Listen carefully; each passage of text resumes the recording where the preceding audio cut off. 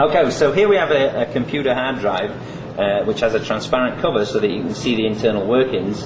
There's a voice coil actuator here which is going to move the servo arm across the magnetic surface here where the data is. Now what we'll see is some examples of tracking on the servo arm. So there are computer tracks. If I imagine my fingers here being 4 tracks, when it does a 1-track seek, it will be moving to this track, then this one, then this one, then this one.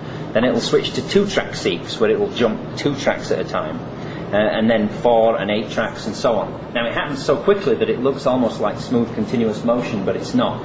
It's really moving to one particular track, locking on it within 10% tracking error so it could read write data, and then moving on to the next one. And I'll spin it up now and we'll see the demo. Okay, so the disk starts up with a certain initialization procedure, and then it will go into this test demo. This is not what your normal computer hard drive would do when it was running, but it's going to demonstrate seeking different tracks. And I want to emphasize that it accurately locks onto a track each time. So now the disk has spun up, and now you can see it's doing 1-track seeks. So it's moving on to 1 track at a time, locking on and moving on to the next one.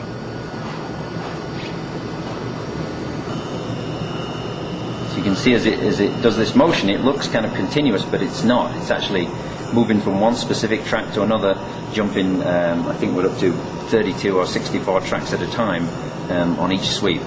Now it's actually moving almost half its full distance per given seek, so it's moving to 3 specific locations, locking on and then moving back. As you can see, it kind of happens too fast for you to really see. You just sort of see a ghost image of 3 servo arms, but it's really rapidly locking on track. Now it's doing its maximum length seek, locking onto one track and switching to another track that's as far away as possible, and it's doing it, this is the speed it would typically operate at. After this it will switch to random seeks, and the motion looks kind of random, but it's not. It's really picking out a random track, moving to it precisely, locking on, and then moving on to the next one. So after this you'll see it, here it is doing random seeks, as it would if it was trying to pick up data from random positions.